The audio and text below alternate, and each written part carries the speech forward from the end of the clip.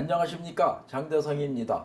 오늘은 세계 두 번째 부자였고 미국의 철도왕이었던 코넬리어스 밴더빌트가 며느리의 사치 때문에 망한 얘기에 대해서 말씀드리고자 합니다.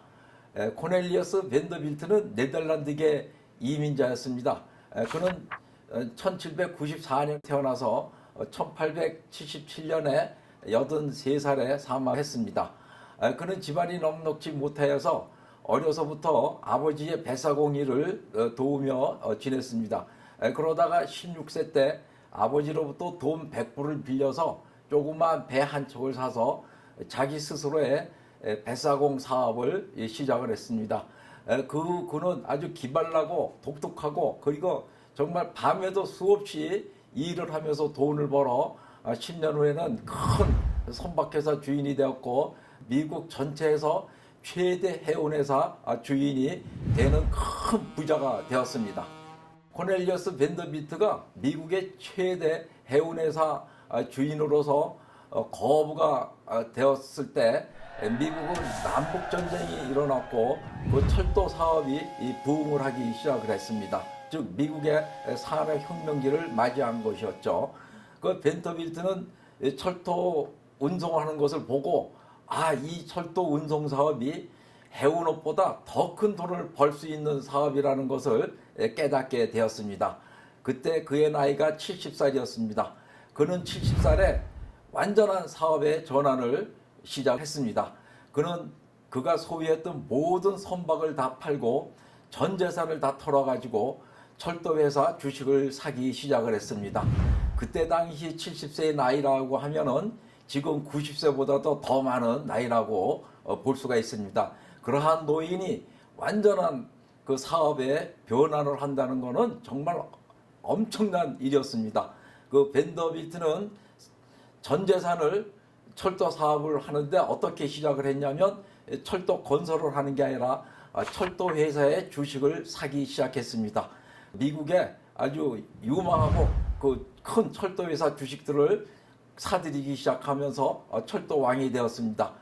그런 철도 사업을 크게 진흥시키기 위해서 미국 뉴욕의 그랜드 센트럴역을 자기 돈으로 건설하였습니다. 그 그랜드 센트럴역은 아직도 미국 뉴욕에서 관광 명소가 되어 있습니다. 그는 죽을 때까지 큰 돈을 벌었는데 83세에 죽을 때 그때 당시 1억 불, 지금 돈으로 말하면 약 160조 원의 돈을 남기고 죽었습니다. 그는 재산을 자식들에게 상속을 시키는데 큰아들에게 몰아주었습니다. 왜 그렇게 했냐면 돈을 많은 자식들에게 나눠주면은 돈이 조각나기 때문에 그 부자로 대를 이을 수가 없다고 생각을 해서 장남에게 돈을 몰아주어서 장남 윌리엄 밴더빌트가 160조 원의 약 90% 이상을 차지하게 되었습니다. 코넬리스 밴더빌트의 장남 윌리엄 밴더빌트는 56세에 아버지의 사업을 이어받았습니다. 그는 젊었을 때부터 아버지의 사업을 도왔기 때문에 사업에 굉장히 능숙했고 성격도 밴더빌트보다 유연하고 융통성이 있는 성격이었습니다.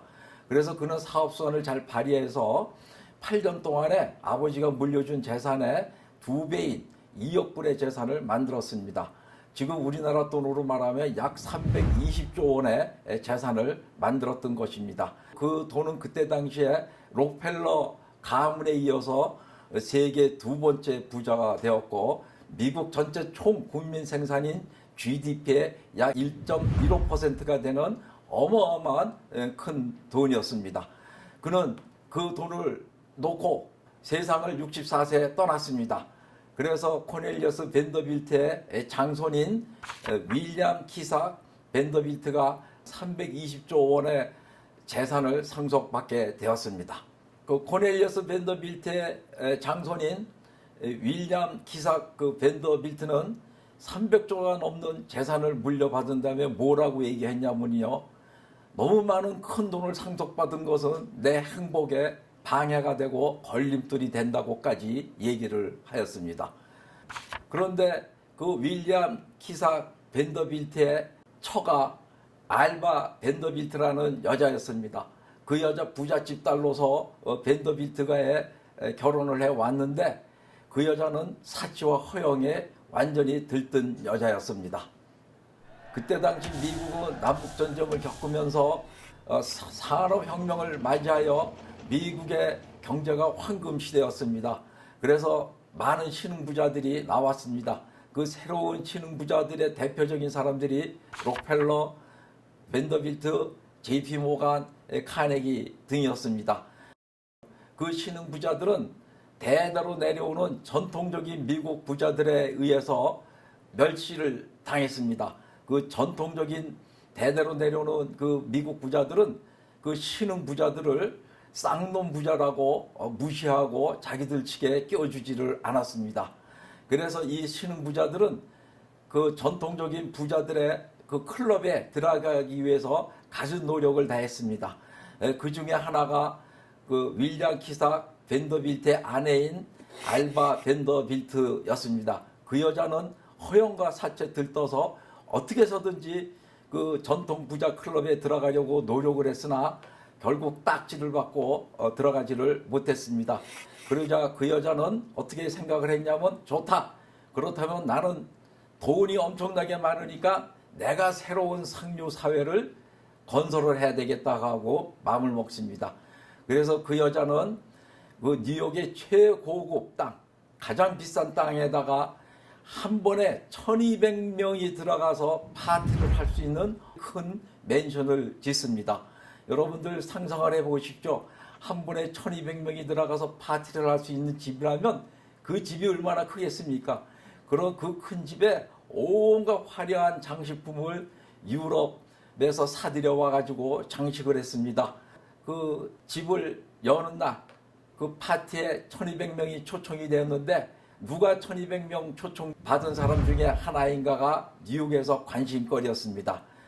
알바 벤더빌트 그 여자는 그 1200명 초청 명단에 그 전통 부자의 대표격이 되는 에스더 가문을 초청하지 않았습니다.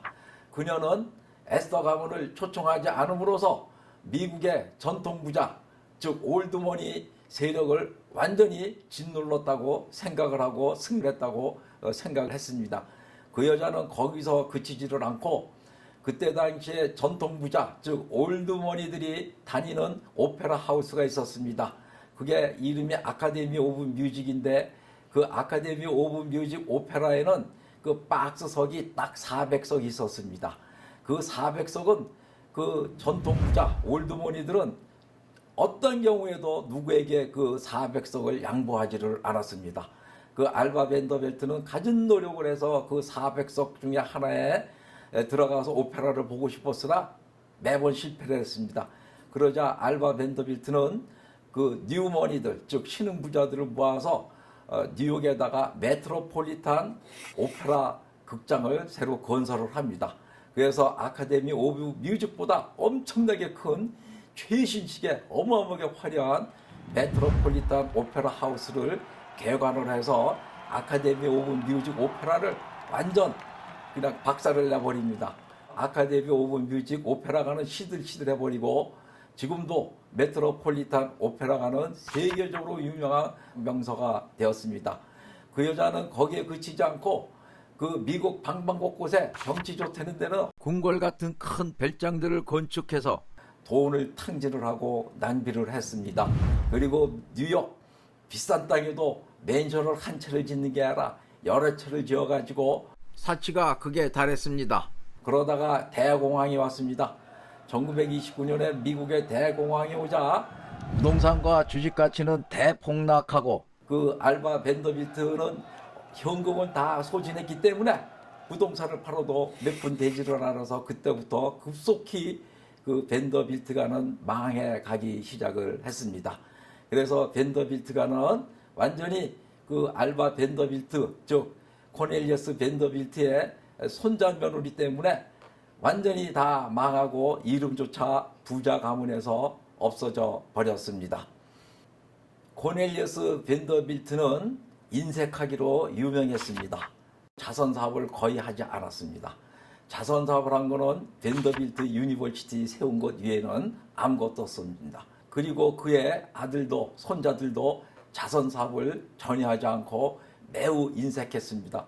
그런데다가 그 손자 며느리 알바 벤더빌트는 사치의 극을 달리고 허영에 완전히 들떠 있다가 가문이 망했습니다. 그에 반해서 그 당시에 세계 제1의 부자였던 록펠러는 독실한 침례교 신자로서 11조를 한 번도 빠지지 않고 냈고 많은 사회 사업을 하였습니다. 그리고 록펠러는 검사하고 파티 같은 것을 하지 않았습니다. 그 록펠러 가문은 미국에 그 많은 땅들을 사가지고 나라에 바쳐서 미국의 지금 국립공원들을 만들게 하였고 그 유엔본부 자리도 록펠러 가문이 제공을 해주었고 록펠러는 90살이 넘어 사망할 당시에 700조 원 넘는 재산이 있었다고 합니다. 그 700조 원이 넘는 재산 중에 상당히 많은 재산을 사회에 기부했다고 합니다. 그리고 록펠러 재단을 설립하고 죽었습니다. 록펠러의 큰아들은 그 사업보다는 자선 사업에 더 열중을 해서 전 세계에 많은 자선 사업을 했습니다. 그래서 지금도 록펠러 가문은 그 후손들이 약 300명이 있다고 그러는데 지금도 그 300명이 모두 엄청난 부자로서 행복하게 살고 있다고 합니다. 벤더빌트 가문과 록펠러 가문의 얘기를 하면서 생각이 납니다. 하나님 말씀에 가난하고 어렵고 힘든 사람들을 위해 도와주고 베푸는 것은 나에게 한 것이니 내가 반드시 갚아주겠다고 하신 내용이 아주 생생하게 들립니다. 이것으로 벤더빌트가의 얘기를 마치겠습니다.